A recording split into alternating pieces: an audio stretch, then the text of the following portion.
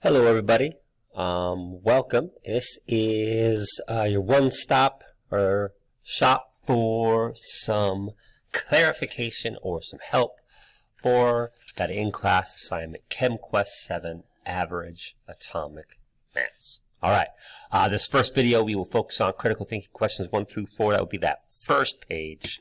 So, on that first page, you aren't given a ton of information, but you are given this little table right here that lists out student A and student B and their respective scores on their individual tests over whatever course that grading period is. All right, and so the purpose of what we're doing here is to take a close look at averages, kind of calculated in that traditional way, and how that's different, right? So we have average versus what's called a weighted average. Okay? And we're going to get to how weighted averages are calculated, which is different from a traditional average. But let's just do the traditional thing. All right? So for number 1, it says calculate the average grade for student A and student B and enter the average in the table above. All right? So you guys have been taught in math, and you've probably done it in science a lot too, how to calculate an average. All you do is you take the individual scores, right? You add them up, and then you divide by however many scores there are. So for student A, right, it's pretty simple. I'm just going to go 95 plus 74 plus 82 plus 92 plus 81. All right, I'm going to add all those numbers up, boom, boom, boom, boom, boom, my calculator. All right, then I'm going to divide those by 5 because there are 5 separate scores. And when I do that, I get an average of 84.8. So I'm going to write that in here. Okay. Now, one of these days I'm going to teach you guys about significant figures that actually ought to be 85, but we'll call it good. For student B, all right, got to do the same thing. 76 plus 88 plus 90 plus 81 plus 72. Divide that by 5. And I get 81.4, okay, as the average for student B. So, you guys have not learned anything yet, because that's how you've always been taught to do averages, right? Maybe this is a good review for how to do averages, but that's not new information, okay? We'll get to that weighted average thing in just a moment. But let's do some thinking. What does an average tell us? All right, so for number 2, it says, if you know a student's average grade, can you tell what the student's individual test scores were? So for example, if all you saw was the 84.8 and the 81.4, would you know, for example, with student B with an average of 81.4 got a 76, then an 88, then a 90, then an 81, then a 70? The answer is no. You only know the average.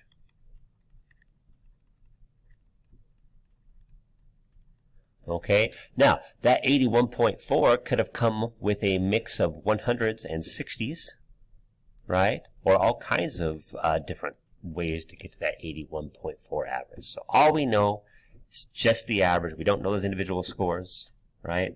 It's not that the average isn't useful, it just doesn't tell us much about the individual scores. All right, now let's think about this different way. Let's suppose we have student C. All right. So for student C, all we know is that their average is 83%. All right?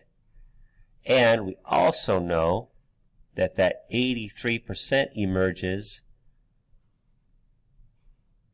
okay, from a mix of 65% or 95%. All right, so I know that tests 1 through 5, for each one, he either got 65 or 95. No in-betweens. Okay?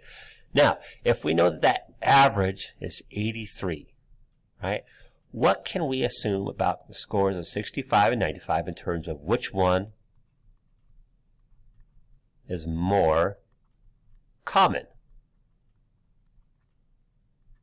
when we have an average of 83? Okay?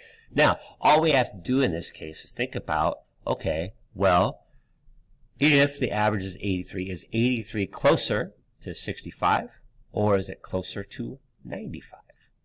Okay, or you could do some trial and error if you wanted to, right? But because 83, right,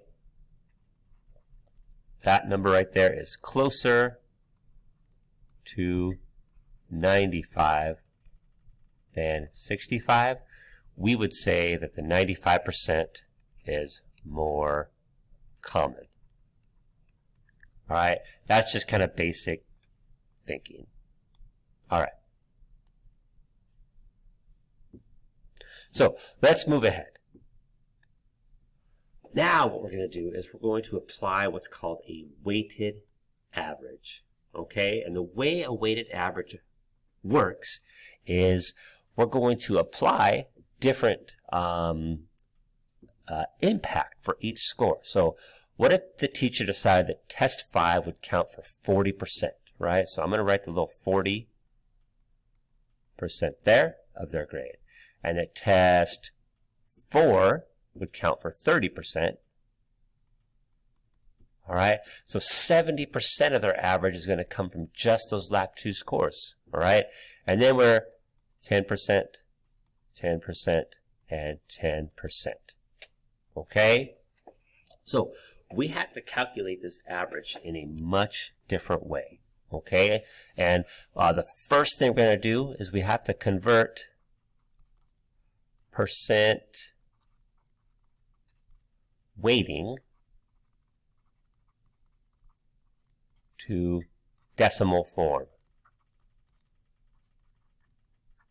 All right, so for example, 10% is 0.10. All right, so all you do is you take your percent divided by 100. So 30% divided by 100 would be 0.30, and 40% would be 0.40.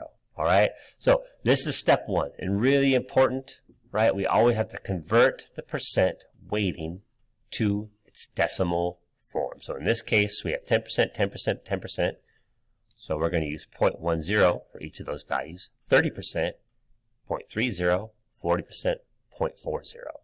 All right, now all we're going to do is we're going to take student A, all right, and we're going to take their individual scores, multiply them by their weighting, and add them up. So here's what I'm going to do. For student A, I'm going to go 95 times 0.10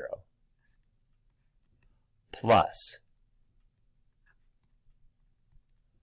74 times 0.10 plus 82 times 0.10 plus 92 times, that's our 30% mark, 0.30 plus 81 times 0.40.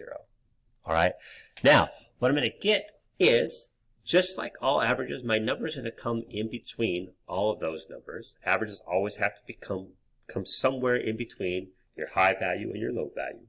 All right, but we're not going to get the same exact answer we got previously.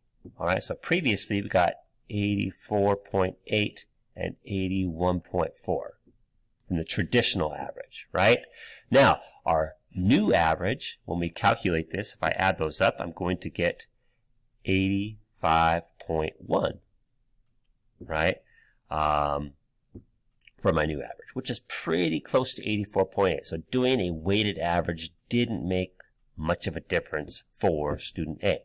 Now, for student B, right? I'm going to use these same values, but with student B's scores. All right, so I'm going to go 76 times 0.10 plus 88 times 0.10 plus 90 times 0.10 plus 81 times 0.30 plus 72 times 0.40. All right, and when I do that, I get 78.5%.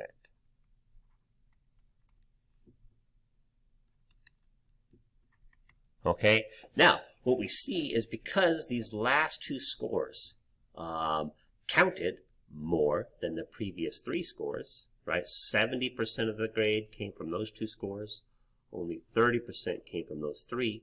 Because his last two scores, or her last two scores, were a little lower, right, than that average, right? Because we counted those more heavily, that brought the average down from a B minus to about a C plus.